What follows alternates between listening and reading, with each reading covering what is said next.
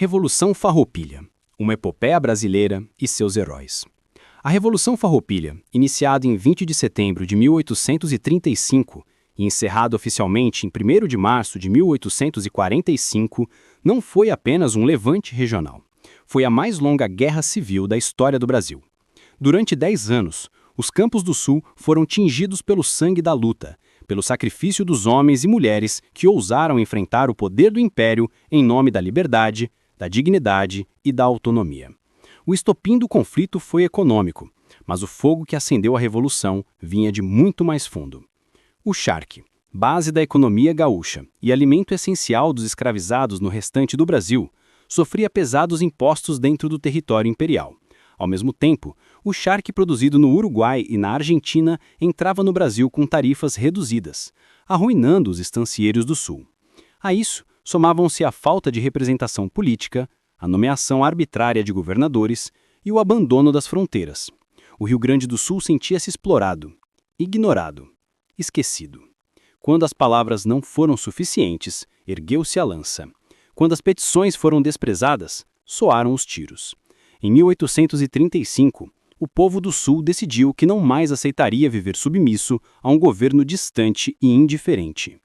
Em 11 de setembro de 1836, após uma grande vitória farroupilha na Batalha do Ceival, os revoltosos proclamaram a República Rio-Grandense. O Sul deixava de ser apenas uma província rebelde e passava a ser um estado independente, com bandeira, hino, exército, moeda e governo próprios. Mais que uma guerra, a Revolução Farroupilha moldou o caráter do povo gaúcho, forjou valores como coragem, honra, lealdade, resistência e orgulho.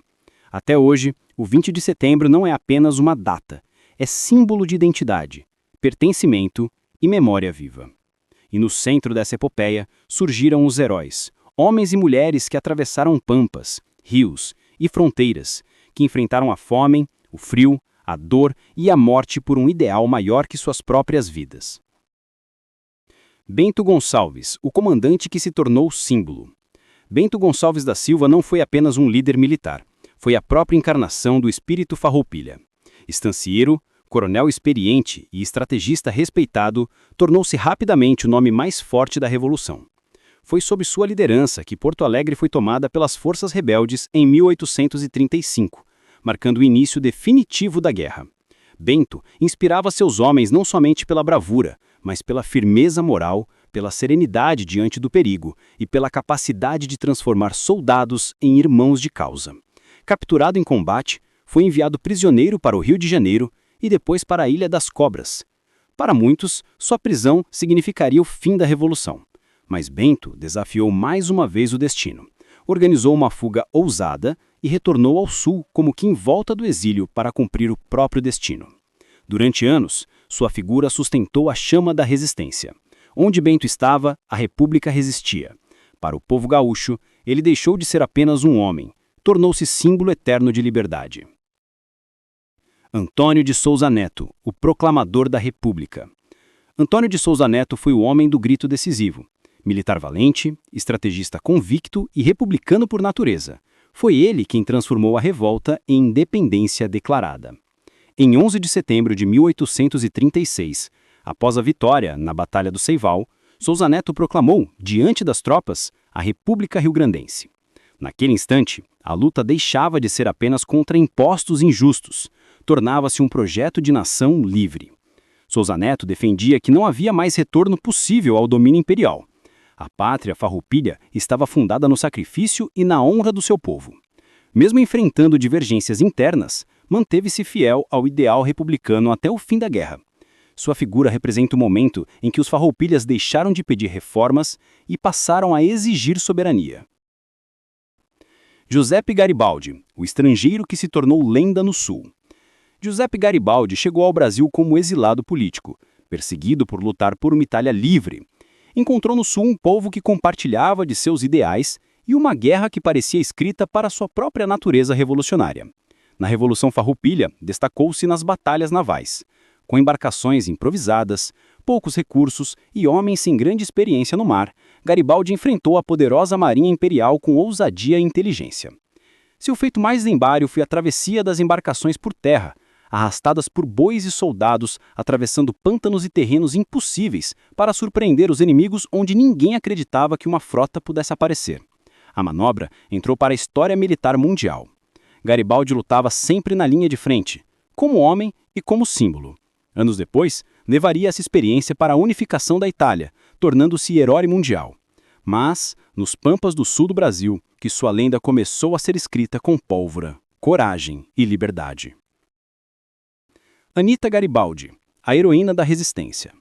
Ana Maria de Jesus Ribeiro, a Anita, não foi apenas a companheira de Garibaldi, foi combatente, sobrevivente, símbolo da força feminina na guerra. Ela cavalgou entre batalhas, atravessou rios em fuga, enfrentou fome, ferimentos, perseguições e o terror constante da morte. Em um dos episódios mais impressionantes da Revolução, foi capturada por tropas imperiais. Conseguiu escapar sozinha durante a noite, mesmo grávida, cruzando campos e matas hostis. Mais tarde, com o filho recém-nascido nos braços, caminhou dias inteiros até reencontrar Garibaldi. Sua força vinha da alma. Sua coragem não conhecia limites. Anita morreu jovem, mas tornou-se eterna.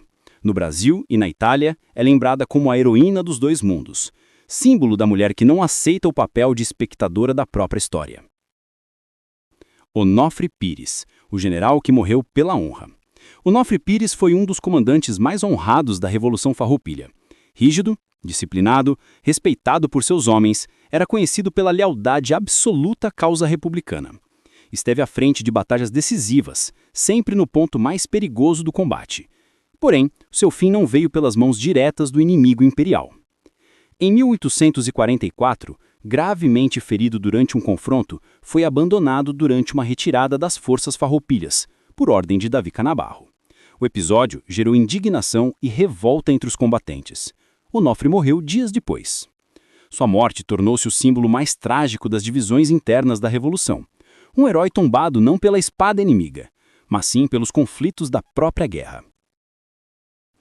Davi Canabarro, o general da guerra e da paz. Davi Canabarro foi um dos mais importantes comandantes militares da Revolução Farroupilha. Conduziu tropas em momentos decisivos, sustentou a resistência quando o cansaço já minava o exército e manteve viva a luta até os seus últimos limites. Mas sua maior atuação viria no final da guerra. Em 1845, quando os farroupilhas já se encontravam exaustos, coube a Canabarro negociar a paz com o Império. Graças à sua habilidade política, o acordo não resultou em punições em massa. Pelo Tratado de Ponte Verde, os farroupilhas receberam anistia, seus oficiais foram incorporados ao exército imperial e a perseguição fora encerrada. Canabarro transformou uma derrota militar em uma vitória moral. Encerrou a guerra, sem destruir completamente os vencidos. A herança farroupilha. A Revolução Farroupilha durou 10 anos, mas sua herança atravessou séculos. Não foi apenas uma guerra, foi um processo profundo de construção de identidade. O conflito ensinou ao povo do Sul que a liberdade não é concedida, é conquistada. Ensinou que a dignidade não se negocia. Ensinou que a honra é um valor que não se dobra diante da força. A cada instância que ardeu, a cada campo marcado por batalhas, a cada vida perdida, nascia também um sentimento coletivo de pertencimento.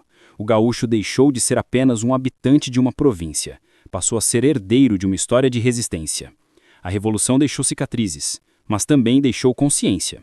Mostrou que um povo pode se levantar contra a injustiça, mesmo quando as chances são mínimas.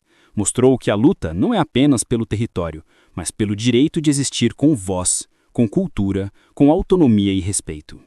A herança farroupilha vive nos símbolos, mas vai muito além deles.